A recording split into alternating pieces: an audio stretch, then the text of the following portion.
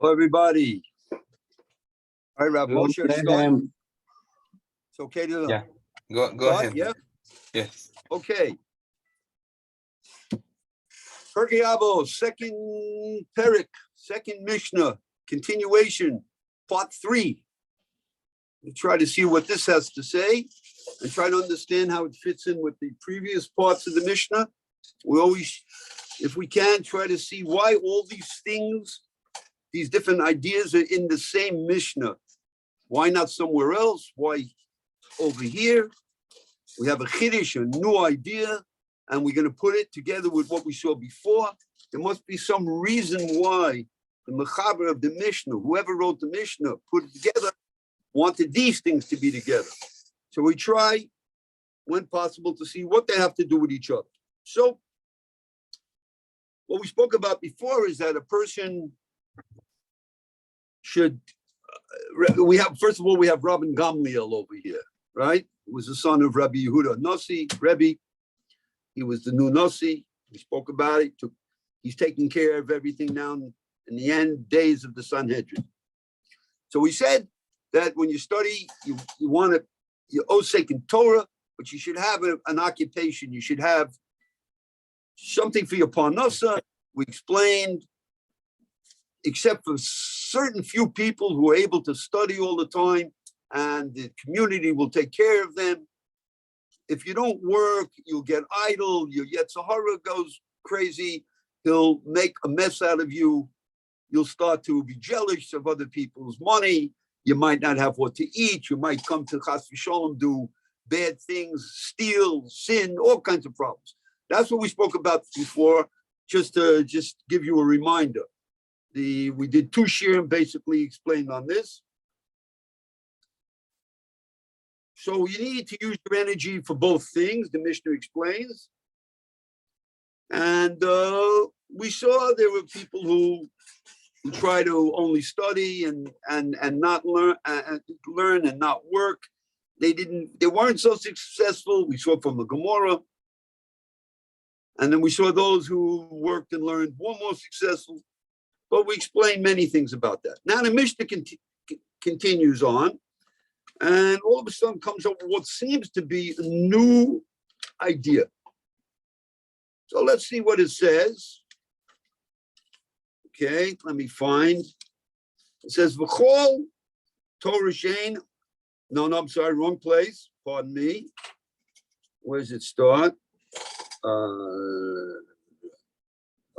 V'chol ha'oskim im hatzibor yuhu oskim imohem l'shem shemayim she'zchus avosom l'sayatom tzedikosom umedes lo'ad v'atem ma'ala ani aleichem schar harbe ki'ilu asisem.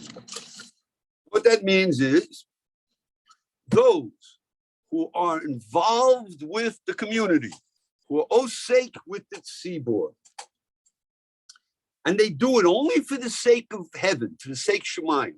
No personal reasons. They're doing this because they know this is the will of Kodesh Baruch Hu. So then it says the merit of their fathers, meaning those who came before them, who also did the same thing, will help them. It's as if they're getting a helping hand from everybody who has worked before them. And their good deeds will last forever. It's like we're building something that won't fall down. It won't come apart. We have everybody helping the other, and they're coming together, and it's all because it's being done to fulfill Hashem's will, not because somebody is going to make more money or he's has some particular political interest. No. He's doing this L'Shem Shemayim. And then the Kodesh Baruch Hu gives us an amazing, the Mishnah says he gives you an amazing extra little bit of present. He says, I'm going to give you credit with a tremendous reward. You're going to get an unbelievable reward, big reward. The reward may come, Mastama, it's going to come in Olam Haba, but you may see some of it in Olam Hazeh. When you work for the community, there's a lot of tzurs. You may not see so much so quickly. And I'm going to give it to you as if you achieved all of it. Even though there were those who came before you, but because you're doing this l'shem shemayim, I'm going to credit you as if it was all done by you. Okay, so let's try to analyze now some of the main points and see exactly what it is Rav Gamliel wants to help us understand. So, firstly, he's speaking about a Jew who is extending himself, all his energy, because he wants to help the well-being of the community. He wants that the community should be strong and from and healthy and in the right derech. And he's going to go beyond what he has to do for himself, because he's going to help all his fellow Jews as a group and build them up. Now, what does it mean for the sake of heaven? What does it mean, l'shem shemayim? What's the basic nekuda? What's the basic point of that? It means his work is totally sincere. He really believes in it. He believes in the Kodesh Baruch Hu, and he wants to do his will, and he's really doing it. We don't question that this person has some second thing, that, you know, somewhere along the line, somebody's going to go, hey, very good, they're going to applaud for him, or they're going to slip him some money. No. He really, what he says he's doing and what he does is really done for the reasons that he says. And for L'Shem Shemayim means for Kodesh Baruch Hu. It's done in the name of Shemayim. It's done only because the Kodesh Baruch Hu wills it, and he wants to fulfill that will. That's what it means to do something L'Shem Shemayim. He's not looking for any benefit for himself. None. No political power. Nothing like that. Now, Rabbi Shimshon Raphael Hirsch, who we Zatzal, we Tzaddik, we've mentioned him before. Many times he comes in, tells us very, very good things about how to understand basic fundamentals of these Mishnayos. So I marked down something that he said over here. Again, he lived approximately 200 years ago in Germany. Okay. He explains that if you look at the Jewish community as a whole, inside there are all the elements, all the seeds, all the atoms and all the electrons that make up Yiddishkeit. You want to know what it is to be Jewish? A good Jewish community. And you'll see what Yiddishkeit is. You'll see what Jewishness is. Because you see everybody functioning together, and you see them all behaving properly, and you see them all working to favor a Kodesh Baruch Hu's will. So the Jewish community is a very, very important thing. It's like the stability of Yiddishkeit. So he tells us that. He tells us that it's eternal. It stays forever in Judaism. All the good deeds are in there. The good deeds of the past, the good deeds from way, way back were built on, strengthened, made stronger and stronger. So you want to know what Yiddishkeit is? Look at a good Jewish community. Come over here to Neve Yaakov, where Rav Zalman and I live, to see what I'm talking about. Gan Eden. Gan Eden, he just yelled. Okay? It's true. It's amazing. It's an amazing thing to see everybody centered on the same ideas. Everybody working together, learning, want to perfect themselves. People not interested in all kinds of other things to ruin themselves. Everybody behaving nicely. No cars running around on Shabbos, not one car, nothing. You can cross the street. I mean, I put my tefillin on in the house and go out in the street and go to shul with my tefillin on. My tits is hanging out.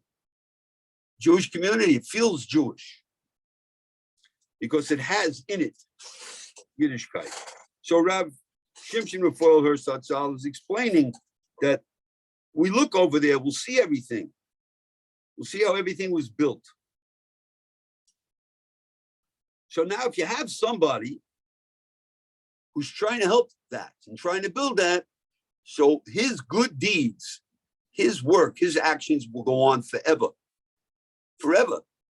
Because what he does will be, you'll look into the walls of the building and you'll see him. You'll look into the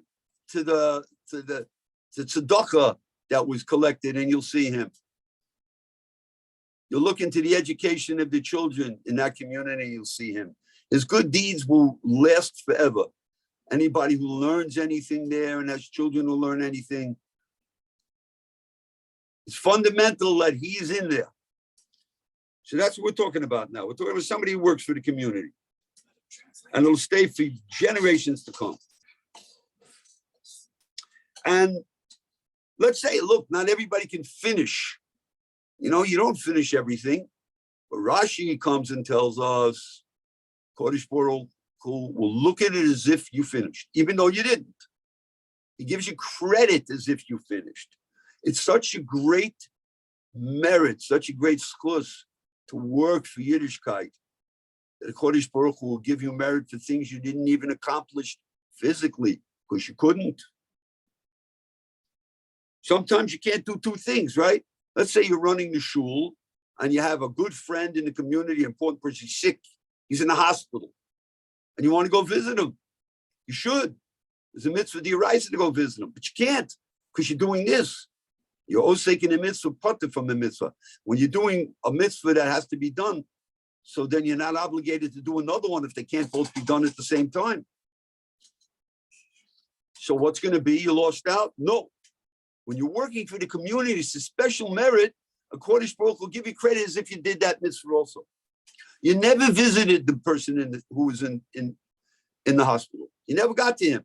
But a Kodesh Baruch will put on your scoreboard a check. You did visit him. Just like you visited. Because you're working for the community.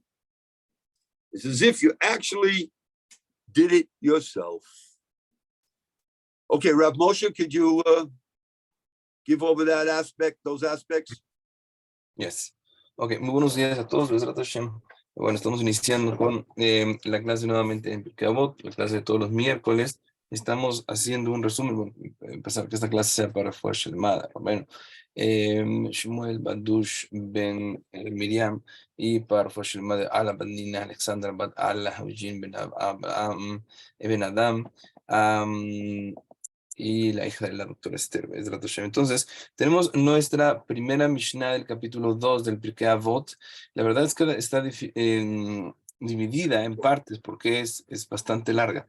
Habíamos visto ya algunas de las primeras partes de esta Mishnah. Estábamos hablando de Rabban Gamliel. Rabban Gamliel, el hijo de Rabbi Yehuda Anasi, Rebbe, el que compiló la Mishnah. Él nos había desarrollado anteriormente la Mishna que la persona en verdad tiene que buscarse una ocupación. ¿Por qué? Porque cuando uno tiene una ocupación paralela, adicional al estudio de la Torah, la persona va a utilizar toda su energía en ello y pues no va a venir a pegar. ¿Por qué? Porque ya está ocupado en algo. Sin embargo, cuando la persona solamente se dedica a una u otra cosa, es mucho más fácil que llegue a pecar. Entonces, esta es una de las cosas que nos hablaba el Rab. Y básicamente utilizar la energía para estas dos cosas. Hubo quien intentó hacer una sola de ellas, siguiendo la opinión de Rabbi Shimon Bar Yochai, pero vimos que en la Gemara nos dice que no tuvo tanto éxito, pero los que se aplicaban en las dos, es decir, trabajar duro en una ocupación, profesión en específico, y además estudiar Torah, ellos tuvieron éxito. Ahora, vamos a ver la siguiente parte, la que nos atañe el día de hoy. Nos dice así: todos los que se ocupan con los asuntos de la comunidad. Y se deberían estar dedicados a ellos por amor al cielo, es decir, dedicados a justo este trabajo, por construir una comunidad, pues el mérito de sus padres los asiste y su rectitud perdura por siempre. Y sobre ustedes, es decir, sobre aquellos que se enfocan en construir la comunidad, dice Dios, yo conferiré gran recompensa, como si lo hubieran logrado todo por sí mismos. Entonces, lo primero que vemos dentro de esta última parte de la Mishnah, nos dice que la persona tiene que ser, ocuparse de la comunidad, aquellos que se ocupan en dirigir, en estar involucrados con la comunidad, en verdad, tienen que hacerlo no por razones personales, sino por la voluntad de Hashem, es decir, con un deseo ferviente de hacer su voluntad. Es curioso porque nos dice que todos aquellos que están involucrados en este noble oficio de sacar adelante la comunidad, toda vez que nuestros patriarcas, todos los grandes jajamim, la gente, los líderes de antaño, hicieron también de esto su principal anhelo, digamos que sus méritos se unen a los de aquella persona que quiere construir para que esto pueda llegar a ser un éxito. Ahora, también nos dice, no va a caer. ¿Por qué? Porque esta es la voluntad de Hashem. La persona está enfocada en cumplir su voluntad. Por supuesto, no estamos hablando de alguien que así quiere ganar un dinero, quiere ganar honor o quiere controlar, sino por el puro hecho de querer servir a Hashem. De hecho, es increíble lo que nos dice al final. ¿Por qué? Porque dice que Akadosh Baruj Hu va a dar gran recompensa a la persona, fuera de las acciones buenas y loables. Y viene una recompensa, pero la recompensa es porque dice, es como si hubiera logrado todo por sí mismo, aunque otro haya empezado con la labor, o aunque otro hubiera sentado las bases y tú fuiste parte de, se considera como si fueras como si hubiera hecho todo. La persona en particular que se ocupa de esto, Leshem Shamaim, como si todo hubiera sido hecho por ti. Ahora, hay que analizar las palabras de nuestra Mishnah, porque de entrada lo que nos está diciendo es que habla de un judío que está utilizando toda su fuerza para lograr que una comunidad sana, funcional, empiece a avanzar al respecto, se asiente, se desarrolle. Y, por supuesto, quiere ayudar y construir los diferentes aspectos que comprenden una comunidad. Ahora, ¿cómo definir Leshem Shamaim? ¿Qué significa Leshem Shamaim? Tenemos que ver que es una persona que se dedica totalmente a este proyecto, pero es decir, con sinceridad, con honestidad. Y cualquier persona que lo ve dirigiendo, involucrándose en esto, va a ver que no hay, es decir, no está buscando un aplauso, no está buscando que le den un título en específico o una ganancia económica, sino que tanto en lo que dice como lo que hace es honesto al respecto. Esto es lo que se llama el nombre del cielo, ¿no? No para un beneficio personal. Ahora, nos trae el comentario el Rav Shimshon Rafael Hirsch, Zatzal. Él fue un jajá muy grande, estuvo en Alemania hace más o menos 200 años y nos dice, hay que ver las acciones de esta persona como un todo. Es decir, dentro de cada cosa que se desarrolle en la comunidad, están todos los que se involucraron, todos los componentes para que esto funcione de una manera adecuada.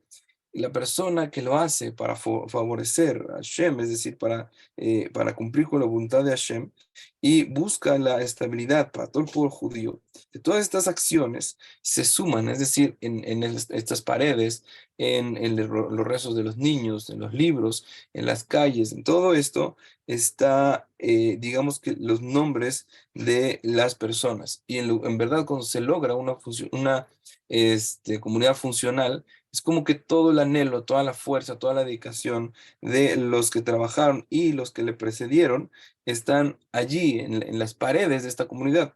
Ellos ponen como un ejemplo Neve Jacob, en la colonia donde vive el Rav Yerachmiel, son vecinos. Entonces, es una comunidad gigantesca, son más de 6.000 familias, que viven ahí, no hay una sola de ellas que no sean religiosos. Dice el Rab, aquí no encuentras un carro, ¿cómo se llama? Que pase en Shabbat. No hay tal cosa como antisemitismo en ese lugar en particular. Puedes salir de tu casa a la sinagoga con los tefilín encima, con su sección de fuera. Nadie va a venir a decirte nada porque es una comunidad de gente que busca perfeccionarse, gente involucrada absolutamente en la Torá. Se siente, dice, se respira el judaísmo en cada calle de ese lugar. Y entonces nos viene a explicar esta Mishnah cómo se ve y cómo es que lo construido funciona para ahora aquellos que viven allá. Cuando se empieza a desarrollar la funcionalidad de la comunidad, aquellos que se involucraron, digamos que se siente en la tzedaká que se da, están las personas que se involucraron, no nada más en el acto, sino los que pusieron las bases para que hubiera una institución de tzedaká, un hospital, una sinagoga, o que hubiera libros, es decir, sus nombres, sus méritos están allí involucrados. Ves todo su esfuerzo allí y la persona es como si estuviera allí la persona y esto va a ser por todas las generaciones. Am, Dice el Rab, tal vez no vas a poder, ¿cómo se llama?, terminar el trabajo. Hay veces que la persona, su trabajo va a ser iniciar, poner las bases para que esto comience. Ok, tal vez no vas a ver cómo finaliza, ver el proyecto terminado, pero el hecho simplemente de involucrarte y poner las bases, esto va a hacer que Akadosh Baruj Hu lo vea y te premia como si lo hubieras completado, porque es como lo que dice aquí la Mishnah. Yo conferiré gran recompensa, como si lo hubieran logrado por ustedes mismos. Es decir, aunque no se complete la tarea, nosotros, Hashem lo recompensa como si hubiera sucedido así. Esto nos explica Rashi. Ahora, muchas veces también se refiere a las ocupaciones de una persona, porque un dirigente de la comunidad podría estar involucrado, bueno, en esto, en organizar una cosa y otra, estar muy involucrado en ello, y de repente escucha que un amigo suyo está en el hospital y tiene ahora una mitzvah que es Bikur Jolim, es ir a visitar a los enfermos, una mitzvah de Oraitá. Sin embargo, por sus ocupaciones en la comunidad no puede, simplemente está completamente absorto en su trabajo. Entonces no pudo ir. En verdad, dice, ¿se pierde esta mitzvah? No, porque el deseo que tenía de ir, pero al estar involucrado en una mitzvah y no poder ir, se cumple y más bien se considera como si hubiera ido y tiene el mérito y la recompensa como si hubiera ido a visitar a su amigo, además de haber hecho este trabajo por la comunidad. Dice el Rab, el cheque le llega por las dos cosas. ¿Por qué?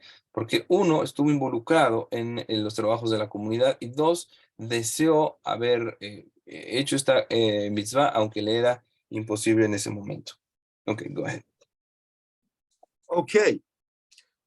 Well, we have in front of us a very big question. So I'll tell you the question and you think about it for a second and then Bezrat Hashem, I'll answer it for you. The question is like this. The Mishna says over here at the end, it says, Va'atem ma'ala ani aleichem schar habe ilu asisem. According to it says, and you, this great Jew who did everything over here, I'm going to give you a reward, right? As if you did it all yourself. Okay, that's wonderful. But we said a moment ago that he didn't do it all himself.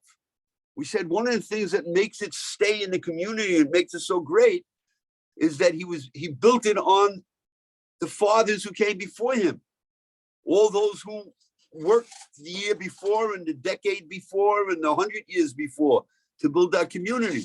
It's like one continuous thing. And we told them the same thing. They're getting reward for being such sincere L'Shem Shemayim Yidden. These great Jews, the ones from 20 years ago, and now you. And now I'm saying here that the Mishnah tells me, Rabbi Gamliel tells me, I'm going to give you credit as if you did it all. So understand, if they did it, so they did it, they got credit. So what happens? I'm taking their credit. How can I take their credit? So it seems like a steer. It seems like a contradiction. What does the Mishnah want to tell us? What's the chiddush that's telling us, I'm going to give you credit for everything that was done? And earlier in the Mishnah, you just told me that everything that I did, I got help from everybody else. So they get credit. So how does it work? Okay, Rav Moshe, you say over the question, then I'll answer it, okay? Ahora, puede haber una pregunta muy fuerte aquí. Una pregunta grande, porque fíjense lo que leemos al final de nuestra Mishnah. Nos dice, yo conferiré, dice Hashem, una gran recompensa a esta persona que se involucra en construir la comunidad. Es como si lo hubiera logrado todo por sí mismos. Ok, en principio está muy bonito, es decir, el pensar, ok, hay una recompensa por involucrarse, pero, ok, el punto es que estamos construyendo sobre el mérito de otras personas, es decir, si la comunidad existe es porque hubo otras personas que pusieron las bases, más otras personas que trabajaban en esto y lo otro. ¿Cómo es que yo voy a recibir el mérito por lo que ellos trabajaron? Es decir, entonces que ellos no merecen el mérito y yo sí, les está robando el mérito. Y si lo consideramos y nos dice la Mishnah que es un trabajo en conjunto, entonces, ¿por qué la persona sola recibe el mérito? ¿Qué pasa con los demás? ¿Es una contradicción o qué es lo que nos quiere decir la Mishnah? Es decir, ¿por qué por un lado me habla de que la construcción se da por el mérito del conjunto de personas que se involucran? Y por el otro lado, me dice que la recompensa es para la persona que se involucra, como si hubiera logrado todo por sí mismo. Hay que entender, entonces, dice el Rab, si lo quieren pensar por un momento, en lo que nos da la respuesta. Go ahead. Okay, so the answer, big chiddush is, and it's in the words of the Mishnah, the last four words say, Schar habe ki'ilu asisem. Give you tremendous reward as if you did it all. As if, ki'ilu, as if you didn't do it all. But you know what? I love you so much, says the Kodesh Baruch Hu. The work you did is so important and so great that I'm going to give you all the credit and not take any away from them. It's a new idea, a new chiddush. We understand that if I have, I don't know, I have a bag of money, halavai, okay? Shekels, of course, everybody. I have shekels. And if I take a handful out, and I give it over here to my friend, so now what's left in the bag is less. Well, Kodesh Baruch Hu isn't limited like we are. He can take a handful out and the bag stays completely the same. So he takes out everything that was done before and he hands it to this one who's doing it now. And he says, I'm giving you what you do now, and I'm giving you everything that came from before. And everything that came from before, they still have. It's an amazing thing. Kodesh Baruch Hu must love us a lot, no? Huh? Think about it. You know, a regular king, I said this once before in one of these shirim. You know, a regular king of blood and, flesh and blood, he doesn't give you anything for what you do. He tells you what to do, and you're lucky if you even get any food to eat and don't get beaten up.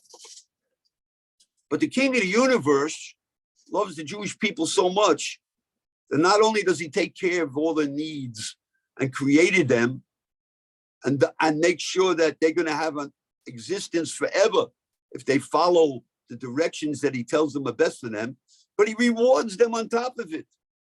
In addition to everything you need for your sustenance, he gives you extras and extras and extras and extras and extras. You have to pay attention. This doesn't happen in Olam Hazeh, this world. This world, nobody gives you anything. You're lucky if you even get paid what you're supposed to get without fighting for it.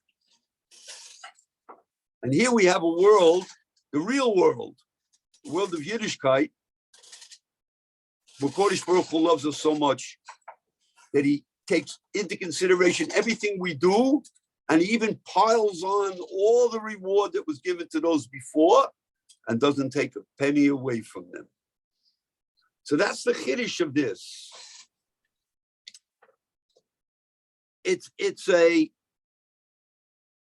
an amazing idea that we have no relationship to at all. And we need to pay attention to what a fantastic, great, loving king of the universe we have. Because if we don't, he says, you're not interested, I'm not interested. All I want you to show me is that you're interested. I know you can't do everything, and I know that you're going to make mistakes, and I know you, but show me that you weren't trying. He's got infinite patience and infinite rahmanas, not like us, where if something goes wrong for a second, the way we don't like it, we go crazy. And he's going to reward us while we're tripping all over ourselves because we're sincere and we want to connect to him. He says, you want to connect to me? I'm even going to reward you. And look at this great reward. Not only what you did now, I'm going to give you what everything that everybody else did in who doing the same kind of business as you are. Okay, Rav Moshe. Bueno, nos dice entonces el Rab que vamos a ver cuál es el Hidush, cuál es la novedad que esta Mishnah nos viene a traer.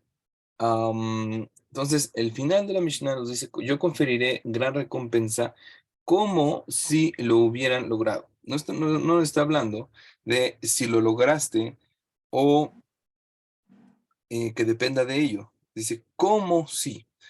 Es decir, ok, no lo hiciste tú. Tal vez tú pusiste las bases, tal vez te involucraste parcialmente en que esto llegara a un éxito, pero dice el Ra, tengo un cariño tan grande o un amor tan grande por el pueblo de Israel y en particular para aquella persona que sincera y desinteresadamente se involucra en construir una comunidad que no le voy a restar absolutamente nada a tu recompensa. Es decir, no nada más que no le voy a restar, voy a darte el crédito como si hubieras hecho todo tú. Tú organizaste, tú fuiste, tú compraste, tú donaste, tú fuiste de aquí para allá, al grado de que tú tienes toda la recompensa. Ok, pues yo no lo hice todo, no importa, yo te doy toda la recompensa.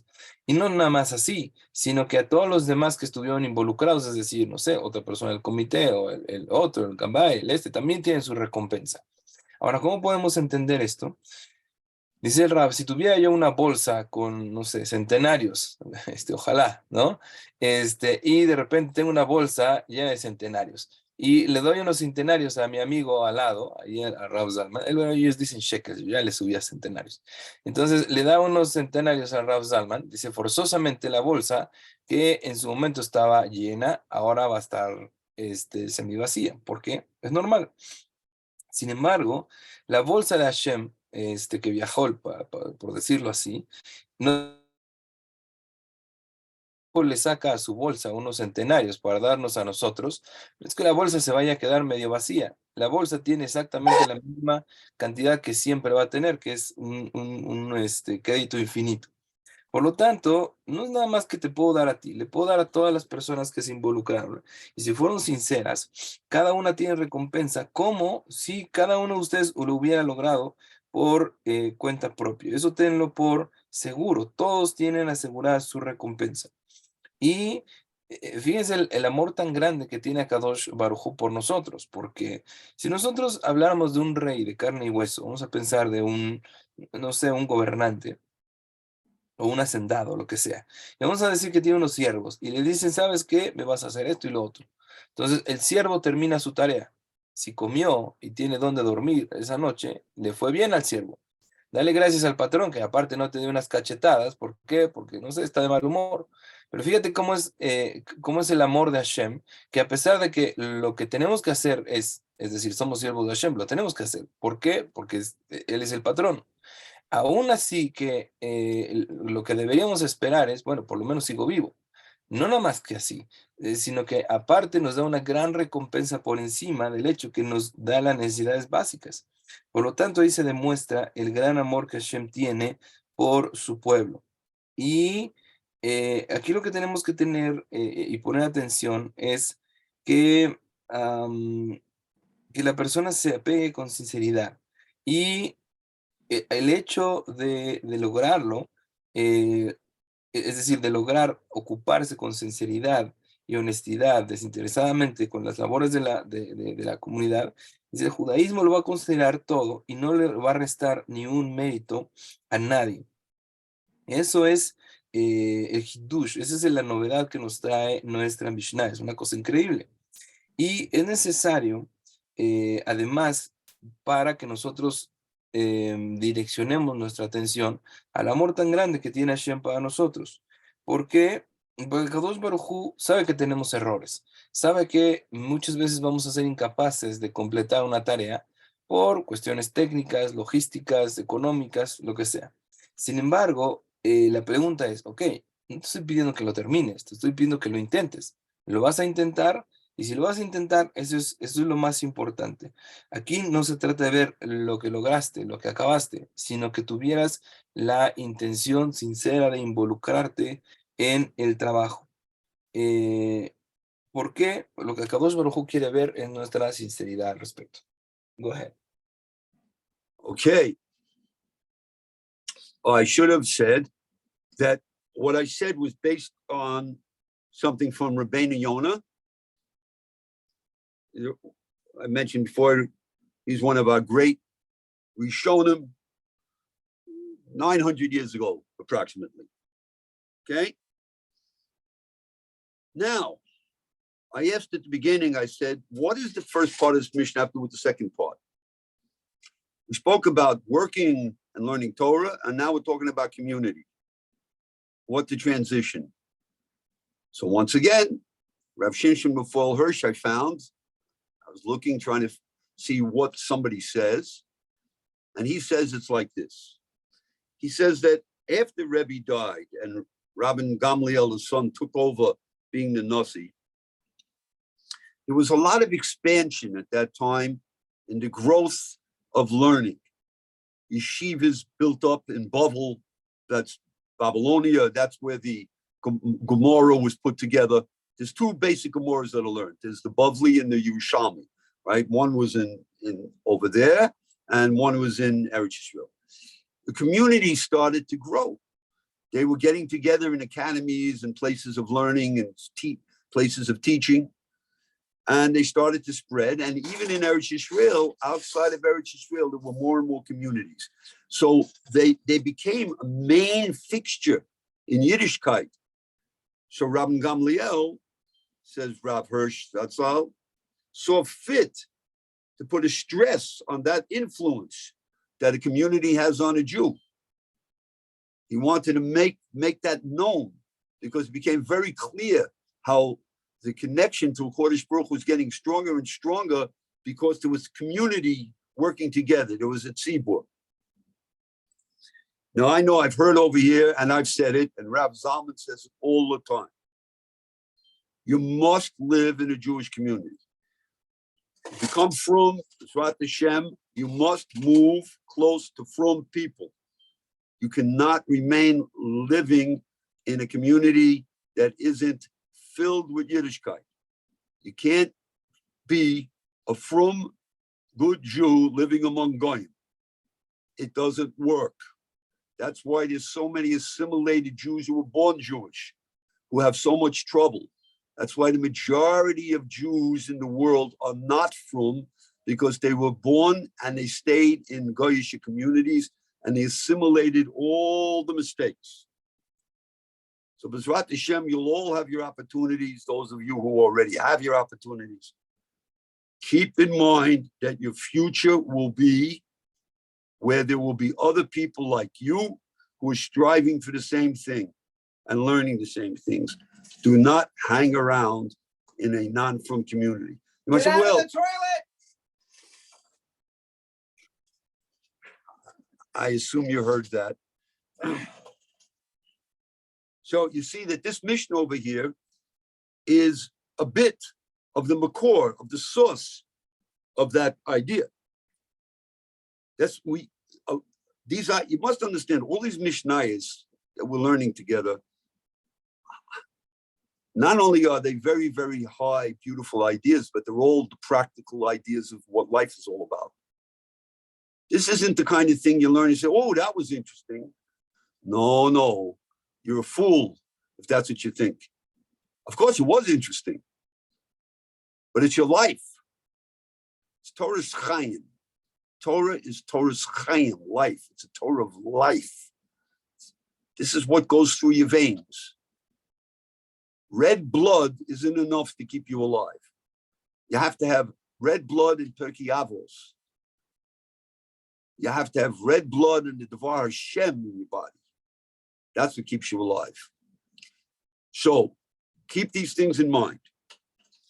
Okay, Rav Moshe, and then I'm going to move on to talk about something else for a moment. Shavuos is coming. I want to say a quick few words about Shavuos. Ok, entonces, bueno, lo anterior que mencionó el Rab, quiere decirlo bien en nombre de Rabbenu Yonah. El Rabbenu Yonah era un rishon de la época de los sabios medievales, más o menos hace 900 años. Ahora, hay una pregunta que todavía queda. Iniciamos la clase preguntando o haciendo un pequeño repaso respecto a la primera parte de la Mishnah, que tiene que ver una cosa con la otra. Es decir, la primera parte de la Mishnah nos habla de lo importante que es tener el conjunto, estudio de Torah y trabajo, involucrarse en un oficio, en una profesión. Es muy necesario. Pero ¿por qué? O sea, ¿qué tiene que ver una cosa con la otra? Es decir, ¿qué tiene que ver esto de involucrarse en trabajo y estudiar Torah con el hecho de que una persona trabaje en una comunidad? Ahora trae, y estuvo buscando la conexión y lo trae en nombre de Rav Shimshon Rafael Hirsch, que mencionamos hace ratito. Quiere decirnos lo que sucedió en la historia. Una vez que muere Rabbi Yehuda Anasí, sucede que ahora con su hijo Rabban Gamliel empezó a haber mucha expansión del estudio de la Torah. Rabbi Yehuda Anasí completó la estructura de las Mishnayot y él escribió la Mishnah, la compiló, y ahora digamos que todo el conjunto del pueblo de Israel se volcó a estudiar las Mishnayot y empieza a desarrollarse algo que conocemos como la Gemara. El estudio de Torah, no solo en Israel, sino en Babel, en Babilonia, empieza a crecer y empieza a desarrollarse la Gemara, tanto el Talmud Yerushalmi como el Talmud Babli. Hubo mucho desarrollo y expansión de estudio de la Torah. Ahora, ¿qué hace Rabban Gamliel? Viene y te dice lo importante que es vivir en comunidad. ¿Por qué? Porque fíjate cómo la comunidad influye en la persona. Cuando estás en una comunidad que avanza, que está creciendo, forzosamente la persona, el individuo, crece con ella. La comunidad te afecta en todo sentido. Y si la persona no se llena de judaísmo, si no está dentro de una comunidad, básicamente no vas a poder ser un judío observante. No existe tal cosa como un judío ortodoxo que vive allí en medio de Goyim. ¿Por qué? Porque no vas a durar, no hay éxito al respecto. Ok, vas a tener muy buenas intenciones y probablemente un par de años vas a estar haciendo lo mejor que puedas y después va a ser una caída libre en su religiosidad, en su observancia. Solamente los que quedan, los que se esfuerzan por permanecer apegados en una comunidad, son los que tienen esperanza y pueden llegar a triunfar. Ten en mente esto, dice el Rabbi, esfuérzate, él ya lo ha dicho varias veces en el desarrollo de sus clases, tienen que establecerse en una comunidad judía, tenemos que estar en una comunidad judía. El Rav Zalman grita por ahí en el fondo, dice, ya hay que salirse de la letrina en donde vivimos, palabras del Rav Zalman. Entonces, ¿para qué? Para establecerse en una comunidad judía, hay que salirse de estos lugares tan horribles. Entonces, esto, ¿cómo se llama? Esto es, bueno, la fuente donde sale toda esta idea, nos dice Rav Yerachmiel, de todas las Mishnayot que hemos estudiado, que tenemos que pensar también, mira, qué bonito, estudiamos la Mishnah y tener un concepto muy padre, así, de las personas que se ocupan de Torah y también trabajan, pero no nada más es un concepto bonito, no lo tienes que ver como algo que vas a guardar en un cajón, sino que en verdad tiene que ser tu vida, porque la Torah es justamente una Torah de vida. quien Hayenu Bebejiameno nos dice, porque esta es nuestra vida, la largura de nuestros días, que el estudio de la Torah, si uno no siente que en sus venas corren estos conceptos, es que su corazón bombea estos conceptos, Torah, y está pegado todo el tiempo, dice Rab, no hay esperanza para que esto de entrada se asiente y que la persona tenga éxito. Go ahead. Okay, thank you very much. A note, it would be helpful, I would very much appreciate, of course, everybody according to what he's capable of doing, but Rabbi Gamliel is going to go on, and we have next Mishna coming up, is Rat Hashem next week. It's still Rabbi Gamliel. And he's going to talk about something that seems and is, in a way, very similar to a Mishnah that we learned before. Many of you were not here for that. That was the 10th Mishnah in the first Perek. And it says, Shemaya Va'av Talyon, Kiblu Mehem. That Mishnah, for those of you who could look at the recording before next week and see what that Mishnah says, it would be helpful in learning when we learn next week. If you can't, it won't be like you won't know what's going on. I'll explain whatever, but it would be very helpful and it'd be nice for you because there's a contrast between the Mishnah coming up and that Mishnah. Okay, just make that note first, Rav Moshe, and then I'm going to go on to Shavuos. Ok, Rab quiere ahorita, pues bueno, terminamos la Mishnah esta de la que estamos hablando. Quiere de todos modos hablar un poquito de Shavuot, pero antes quiere hacer una nota al respecto de la próxima Mishnah que vamos a estudiar, es de la próxima semana, que es la Mishnah número 3 del segundo capítulo del Pirke Avot.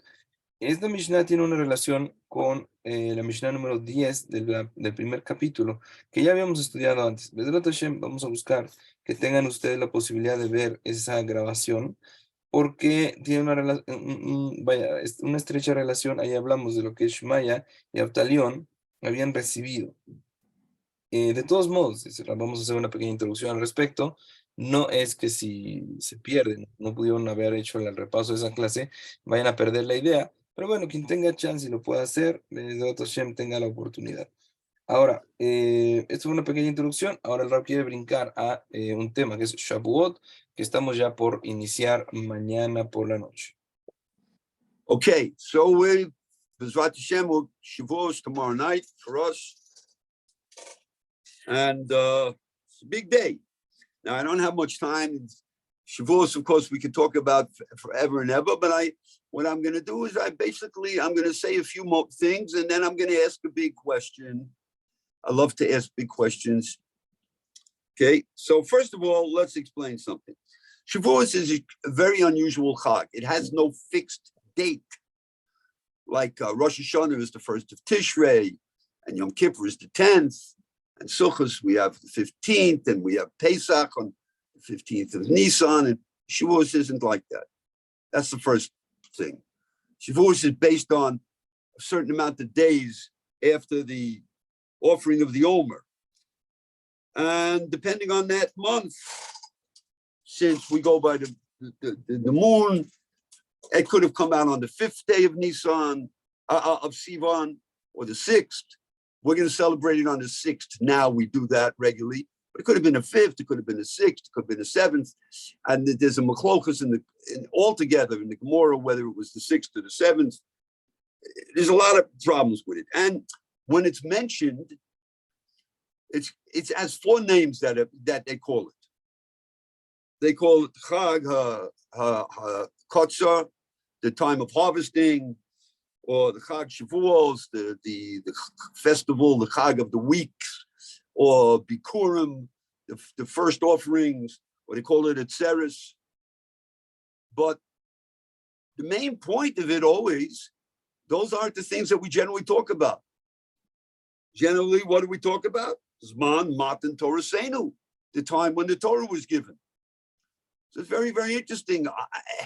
It has all these other names, and yet we don't speak about them so much. We speak primarily about the giving of the Torah.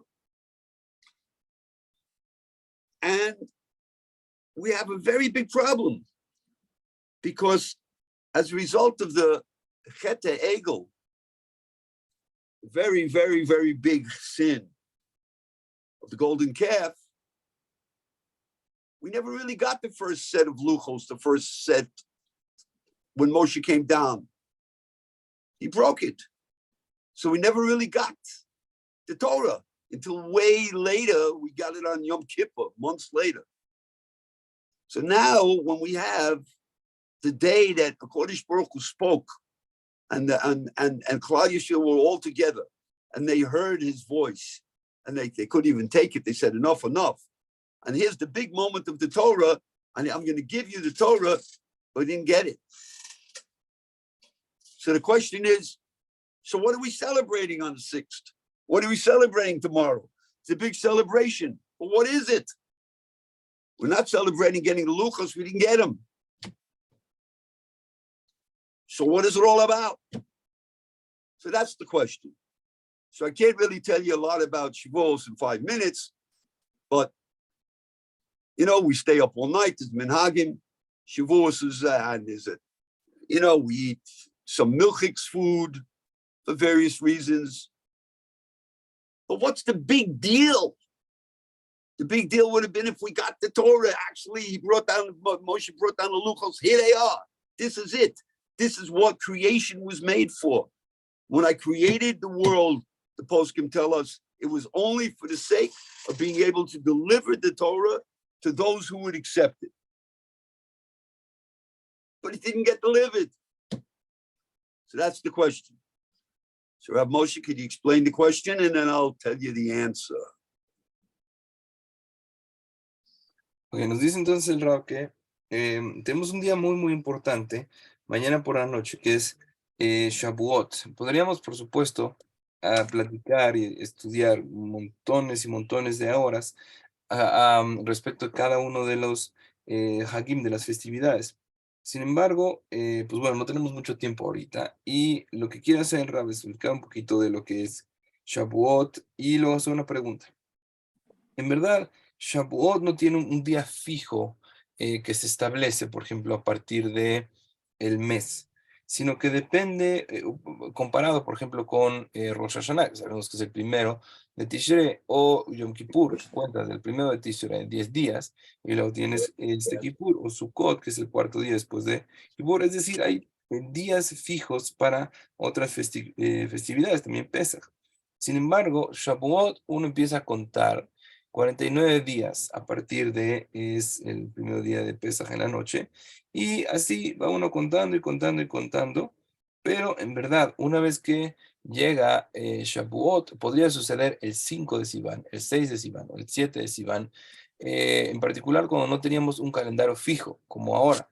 Cuando no había un calendario físico por la cuestión ¿cómo se llama?, de Rosh Chodesh, podría hacer que fluctuara. Y en verdad hay una machloket grande respecto, incluso si puede el 7 o no, pero lo que habría que destacar aquí es que depende mucho Shavuot de cuándo se estableció Pesach, y de ahí tenemos un poquito de movimiento al respecto. En verdad, Shavuot tiene varios nombres también. Por ejemplo, uno es Hagatzer, que es la fiesta de la cosecha. O también le llamamos Habikurim, es decir, la festividad de los primeros frutos. O Shavuot, la fiesta de las semanas. También le llamamos Matan Torah, el día de la entrega de la Torah. Y normalmente cuando nos referimos a Shavuot, le decimos Matan Torah, ¿no? La fiesta de la entrega de nuestra Torah. Pero también esto es un poquito difícil de entender. ¿Por qué? Porque si uno se fija en lo que sucedió históricamente, tenemos que por causa del Jeta Egel, por el pecado del becerro de oro, que fue una cosa terrible, pues no recibimos la Torah. Es decir, el 6 de Sivan fue el día que Akadosh Baruj Hu habla con el pueblo de Israel y empieza a darles la Torah, les empieza a dar todas estas expresiones. El pueblo de Israel no aguanta, le dice, ¿sabes qué, Hashem? Párale. ¿Por qué? Porque así nos morimos, nos reviven, nos morimos, nos reviven. Está muy difícil escuchar directamente las palabras de Hashem y vivir. Pues ya que vaya Moshe Rabbenu y que sea él quien reciba la Torah y que no la entregue. Bueno, esto iba a suceder un tiempo después, pero ¿qué pasó el becerro de oro? Y en verdad no se recibió la Torah, sino que se recibió meses después en Yom Kippur. Entonces, ¿qué es lo que estamos celebrando? Porque si nos dijeras, bueno, pues la entrega de la Torah, pues no la recibimos ese día. Y dice, no es mucho lo que tenemos, apenas unos minutos que nos quedan de clase, pero tenemos que saber, hay un montón de costumbres y también de leyes en estos días. Por ejemplo, viene Shavuot, nos quedamos toda la noche estudiando, comemos comidas lácteas esa noche, y en verdad, la pregunta es, si me dijeras que es porque celebremos la entrega de la Torah, está muy bien, pero ¿por qué celebramos por algo que no recibimos ese día? ¿Cuál es el concepto ahí? Go ahead. Okay, here it is. You know what we got? What we got was the keys to existence. We became the only thing in a Kodesh Baruch Hu's mind that matters. We were given a birthday of you count. What you do affects the universe. Only you, Jew, nobody else. That is what was given on that time, at that point, on the 6th of Sivan. On the 6th of Sivan, we were told from now on, no matter what you see in this world, what any nation does, they all had their chance and they threw it out. Anything that's going to make this world better, anything that's going to make you better, anything that's going to have anything to do with existence is only in the hands of Jews. Even if it looks to you like the Goyim are in control, they're not in control. That's only there so that you'll have Bechira. That's only there so you'll have free will. That's only there so you can get closer to a Kodesh Baruch Hu, so that you can build yourself. It's an illusion. We were given what counts. It doesn't matter what anybody else does. It's zero. Only what a Jew does counts. That's what we got on Shavuos night. That's what we got. And that's what we stay up during the night, minhag, to learn and appreciate. In fact, in my house, my wife, when she bakes the challahs on Shavuos, we bake challahs in the shape of a key, like goes into a door, a mafteach. To remember this idea, I always make key challahs. We shape them. That's the significant moment. Nobody else affects anything anymore. No matter what you see, doesn't matter who's unfortunately causing a war and who has a lot of money and who seems like he's screaming and he's the main person causing things. He causes nothing. It's all the will of a Kodesh Baruch Hu, and it's all done for the Yidden. It's all done for Yiddishkeit. And outside of what a Kodesh Baruch Hu does in this world, that is his will, he gave us a piece of the action as well, and only us. And that's what we got. And that's an amazing concept. And that's what you're shooting for. And that's what you're going for. So that's the answer to the question. Hold on a second. Let him translate. I just have one thing to add to what Yerachmiel said on that. So I went to visit my sons in yeshiva yesterday. What are good bachrim doing? I had to meet my kid. I wanted to teach him something from in Torah to prepare him for Shavuos. He said, you have to come to the yeshiva. I took it upon myself. I'm not, from Rosh Chodesh Sivan, I'm not leaving the walls of the yeshiva. I'm not walking outside these walls. I'm not going to get a piece of pizza. I'm not going to take a break. Not getting a Coca-Cola. I'm not leaving the walls of the yeshiva for exactly this reason. I'm preparing to accept upon myself Torah. Understand the chashivas, the importance. What does that mean? That's a 17-year-old snit. He's quite a boy, that boy. I know him well. He's a snit. He's a wonderful young man. Don't listen to his father. His father doesn't know anything about that kid. That's because he's his father. Except for what he just told you, because he's very proud of him. Even though he drives his father crazy. Ok, entonces, Dice el Rav Yerachmiel, bueno, ¿qué sí recibimos? Entonces, ¿por qué celebramos Shavuot? Dice, lo que recibimos básicamente fue las llaves de la existencia. El hecho de que lo único que importa, lo único que cuenta en la mente de Hashem, somos nosotros. Porque en este momento, el 6 de Sivan, nos volvimos el punto focal de Akadosh Baruj Hu. ¿Por qué? Porque nos involucramos en el estudio de la Torah y el involucrarse con la voluntad de Hashem, apegarse, eso es lo que mueve el universo mismo. No importa lo que hagan otras naciones, otros pueblos, los goim que inventaron esto, que hicieron lo otro, que son muy ricos, eso no importa en absoluto. ¿Por qué? Porque eso es pasajero, eso no tiene una base, sino todo lo que tenga que ver con la existencia del universo son los actos que los Yehudim podemos desarrollar en este mundo. Y todo eso viene a través del cumplimiento de la Torah. Y por supuesto, tiene que ver con el libre albedrío. Una vez que el judío pone en práctica su libre albedrío para pegarse a Hashem, esta rueda que se llama universo gira y eso le da una sociedad con Hashem y no importa nada más que el apego que puede tener con Hashem. Lo único que importa es eso, el apego y las consecuencias que las acciones de los judíos tienen sobre este mundo. Dice el Rab que él acostumbra, bueno, su esposa acostumbra a hacer las halot de Shavuot en forma de llave. ¿Por qué? Dice, tiene sentido de comer halot en forma de llave, es una costumbre que tiene en su familia, porque en esta festividad, si bien no recibimos la Torah, pero recibimos la llave de la consecuencia de vivir y afectar este universo, ¿no? Ese es el significado. Dice, no importa el dinero que pueden tener otras personas, naciones, o Hasbe Shalom, que están haciendo una guerra, aquí ya invadieron allá. Eso es inconsecuente, eso va a pasar y no va a ser mella en lo que el universo es, pero lo que hace un judío sí. Fuera de Hashem no hay nada. Por lo tanto, tenemos que nos dio Hashem en ese momento parte de la acción, nos hizo copartícipes, nos hizo socios suyos en la dirección del universo. Ahora, el Rav Salman aquí interviene y dice, miren, yo fui a visitar a mi hijo a su yeshiva para así animarlo un poquito en estos días que antes de Shavuot. ¿Saben con qué me topé? Dice, el mocoso está hablando de su hijo, tiene 17 años. ¿Sabes qué está haciendo? Dice, está estudiando ahí en la yeshiva. Dice el hijo, papá, ¿sabes? Dice, desde el primer día de Rosh Chodesh Sivan y hasta que llegue Shavuot, ni siquiera voy a salir de la yeshiva, no por una Coca-Cola ni por unos chicles a la tienda. Dice, todo el día y toda la noche, salvo para dormir, supongo, voy a estar metido dentro de las paredes de la yeshiva estudiando.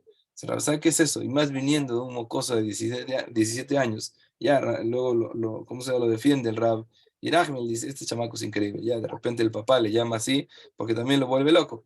Pero dice, es increíble que un muchachito de 17 años pueda estar volcado y aplicado tanto para poder estudiar Torah estos días. ¿Por qué? Porque ese es el punto. Es decir, viene Matan Torah, viene el momento que vamos a recibir esas llaves. Hay que prepararse, no puede ser algo simplemente gratis. Okay, Yitzhak and Abraham, I want you to translate something because I know that Moshe will not translate this. Okay, He won't translate he it. won't Yitzhak. translate it. He's So not going to Yitzhak, translate Okay, no it. problem. We need you. I'll be glad to help. Okay, you're going to help out great now. Everything that Rachmiel said, Todo lo que dijo Rav Yerachmiel. Put your face in there. everything that Rachmiel said about who works for the community for no reason other than for Hashem is Moshe. That's Todo lo que Moshe. Rav Yerachmiel dijo que el que trabaja para la comunidad recibe todo de Hashem es Moshe. Moshe Aplica doesn't get, a Rabino Moshe. he gets nothing.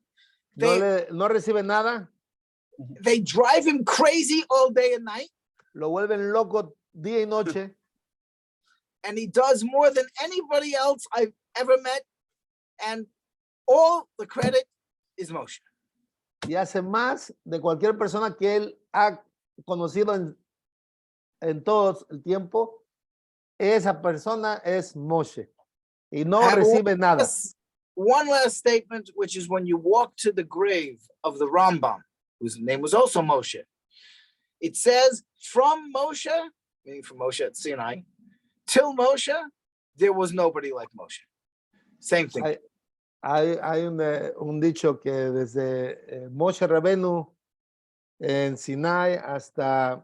Can you say it again? Because I just. Yeah, when you walk into the Rambam's grave, Que cuando on vas a la top of the tumba del door, Rambam, it says from Moshe to Moshe, there was nobody like Moshe. hay una placa que dice de Moshe a Moshe no había nadie como Moshe. Y eso aplica a Moshe, que traduce para todos nosotros con mucho esfuerzo y sin ningún lucro. Okay. Okay, now tell him in my name that we all love him. Y en el nombre de Rav Yerachmiel, que todos lo amamos, todos amamos a Moshe. All right. Okay, Saca por un Moshe. before we go, I heard him say the word dinero. That was so that he would remind me that I have to give you all a bracha, that you should have dinero in shekels and use it for the right reason. Remember, I'm putting my finger on you. Okay. Shalom Aleichem to everybody. Dice el Rab que tengamos todos, muchas gracias thank you very much for your words. Okay, dice el Rab que, pues, por supuesto, no habíamos escuchado la palabra que todos esperamos escuchar todos los miércoles por la mañana, que es dinero. Entonces ya dice el Rab que nos da también una berajá para que tengamos un montón de dinero, como siempre nos dice, que podamos utilizar este dinero para bien y que un día los vamos a visitar. And my wife makes the best cheesecake, so come to Israel. Okay, fine. Moshe, something to ask you when everyone else talks. Ok, bueno, terminamos entonces con la clase. Que tengan muy buen día. Nos vemos por la noche. Ok, voy a cerrar aquí